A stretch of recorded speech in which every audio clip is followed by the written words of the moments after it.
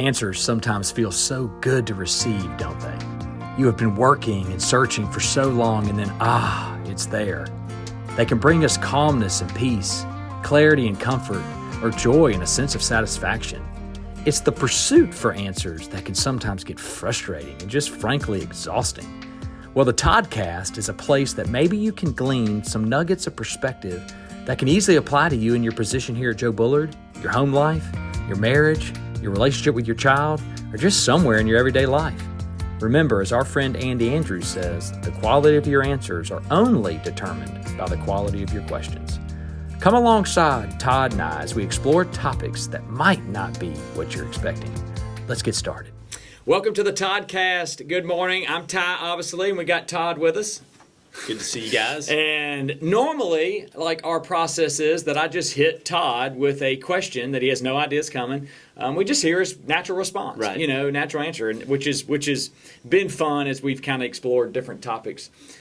Today I really had what I would call a God story that happened to me recently that I felt like I wanted to share, and I asked Todd if he would be willing to share a God story on his part. And really, to me, what that is I was part of a group for years that would have these stories happen, or what some people would maybe chalk up to coincidence, right? And then we really renamed them as God Incidences. Yeah, God Incidences, and that was kind of through God Outback. Moments. Yeah, God Wings, Right. God Moments, God Story. And so, that was through Outback. And we would, every now and then we would stop and we would share these God Incidences amongst each other. And really it just served as a place of encouragement. We get so much, I get so much in the grind and the day-to-day battles, whether it's work or family or kids or wife or whatever's going on, friendships, those kind of things. And you just kind of get in that repetitive mode sometimes. And for me, this story was really encouraged. It just increased my faith. Right. And it talks about that in the Word, increasing your faith. Yeah. And so I felt like, they're meant to be shared. I think that's why he gives them, for us to share them amongst others, to where we can really be a source of encouragement to where everybody else is and where I am. And so that was kind of my purpose. I thought it was be helpful this morning. So I think that's a great idea, and I do think that those stories not only do they fuel our faith, but they do fuel other people's faith. Absolutely. And it kind of spreads. And it goes back to positivity. the place where he talks about testimony, Right. The blood of the Lamb and the word of our testimony. And so, words are important in stories. Stories are very stories, as we know in our business and in marketing, stories move people. They really do. And God certainly understands that better than any of us, that, hey, if I want to get their attention, maybe I give it in a story. So all right. So here's my recent God story, God incident. Let me hear it. So we go to church. We were at church one Sunday, and it's a nice sermon, whatever. And we get home, and Joe, our oldest, who's 18, is going to Ole Miss next year. Right. And so this was just 2 or 3 weeks ago, and so that weekend he had gone up to Ole Miss, and he's gone up there to really hang out with some people. A couple different people invited him up there just to kind of hang out and meet some people. Right. Because at this point, Joe has no one from his high school, boy-wise, going to Ole Miss, which means he's kind of got to find a roommate. Sure. And granted, his parents went to Ole Miss, but it was 25 years ago, and we don't know anybody. And so he's kind of got to make an effort to go up there and meet some people so he can find a roommate, or he just selects potluck. And he's not necessarily, he'd rather maybe have a little decision in that. So he went up there for the weekend. So he's not at church with us. So, it's the two other rascals, and my wife and I go to church. And so we come home, and every now and then we love to do breakfast for lunch. Some people love breakfast for dinner. Don't you love breakfast for dinner? Oh, for Sometimes sure. I love that. And so we did kind of a late breakfast after church, and we're sitting around the table, and I called Joe and on the phone, because it's about 12:30. Yeah, we got out to lunch at 12. Maybe it's 12:45, 1 o'clock. Sitting at our table. And so I call him. I said, let's check on him and see where he is. So I call him, and he said, well, I got a late lunch at Nuke's. I'm just leaving, kind of on the way back, which is a 5-hour drive. I was like, well, that's fine. So we talk, and I said, well, how was the weekend?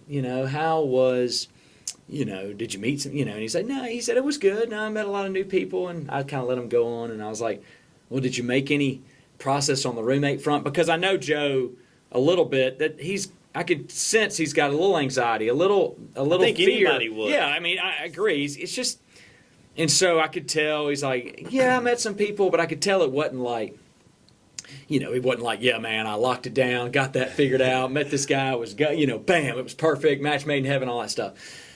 And so I get off, I listen to him and get off the phone, and Johanna's sitting there, and I just kind of had a sense of, I told Johanna, I said, I just hope he could kind of figure this out sooner than later, just to get it off his plate. Because I know there's somebody you're going to live with for a it's year. huge. Like you're going to especially your first year away. You're going to be in a dorm 5 hours away from home. You're going to be with this guy, and you just want that piece to be you want some peace there, I would think. Yes. And so I kind of understood that. So I was a little sad. There was some sadness that I could tell he didn't, because the spring's busy for a senior in high school. I mean, he's a pole vaulter. He's, they just got crap going on. So you don't have so much time to go and find your roommate, let's say, out of town. So you got so many moments you got to take advantage of. So anyways, it kind of had a little sadness in me.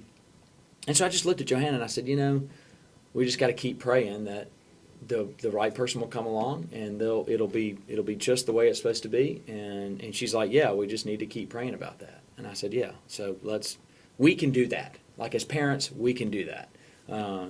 Not try to control it, not try to, So that was about 12:45. And so I get in my car, 2 o'clock. I'm in my car driving at 2 o'clock.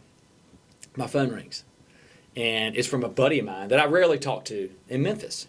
He lives in Memphis. And did y'all meet through Ole Miss? We met, no. He went to Ole Miss, but he's 10 years older. Oh, okay. So we weren't at the same time. But we met through a group we meet up. I meet with him 5 or 6 times a year with 8 or 9 of us in my floor. Yeah, right. And so, but we don't talk every week, every month. I mean, we see each other at Forum, and then we talk when we need to. But he calls me. And I'm in my car, and I'm heading somewhere, and I answer it. And he said, hey, buddy, how you doing? He said, I got Courtney in the car with me, and I just thought about you, and I wanted to call you. He said, we had our supper club dinner Friday night, and, it's 4 or 5 great couples, friends of ours. And I thought about you because one of the couple's youngest son, who goes to MUS and lives in Memphis, is going to Ole Miss next year. And he doesn't have a roommate, and he wants to room with somebody outside of his high school, because there's more. Memphis, there's a lot of people that go to Ole Miss. It's close, an hour away. It's kind of like Mobile in Alabama. And he said, and I just thought about y'all. I thought about you because I know you and I love you, and I know this guy and I love this guy, and I just know what kind of families y'all are. And I just feel like I wanted to connect y'all to see if this is something maybe Joe and Luke would want to get together and just meet each other and maybe room together. This was an hour and 15 minutes after I had a conversation, a prayer conversation at the table. And the cool thing, and I was just like, wow. Now, I don't say that to say that, oh my God, they're going to be automatic roommates. No, but I mean, it was just super encouraging. And the cool thing was, I was like, well, Brad and Courtney, let me tell you what just happened an hour and 15 minutes ago. And it was encouraging for them. They're like, wow. Yeah. Like, but I just feel like God was all in that. Oh, 100%. And it's just, to me, it was like, gosh, what a reminder that He's got us. Like, He cares about us. He cares about these.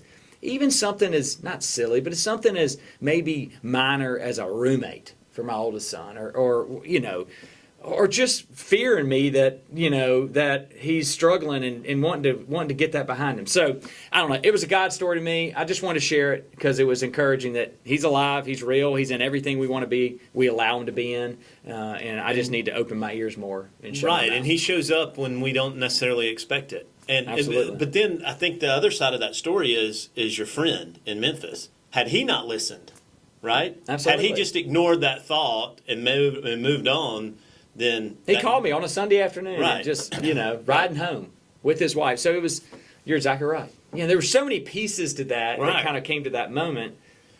But I wanted to share it because to me it was really encouraging. It's a powerful reminder of how God works. works. And since then they've talked. The similarities are crazy. I've talked to his dad, and it's just who knows how it works out. But regardless, there'll be a friendship there, right? For sure, and that's all that matters. And that's key. That's key.